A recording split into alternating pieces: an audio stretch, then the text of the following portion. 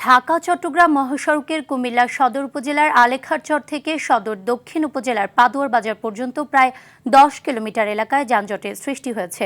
ঘণ্টার পর ঘণ্টা যানজটে আটকে দুর্ভোগে পড়েছেন হাজারো যাত্রী। সংশ্লিষ্টরা জানান, কুমিল্লার আমতলী এলাকায় মাত্র আধা কিলোমিটার সড়কের খানাখন্দে থমকে যাচ্ছে পুরো মহাসড়কের যান চলাচল।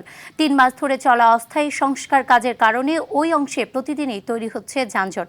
এর মধ্যে টানা বৃষ্টিতে বিকল্প লেনের বিভিন্ন স্থানেও সৃষ্টি হয়েছে বড় বড় গর্ত। কোথাও জমেছে পানি, কোথাও ছড়িয়ে পড়েছে কাদা পানি। ফলে যানবাহনের গতি কমে গিয়ে দীর্ঘ হচ্ছে যানজটের সারি।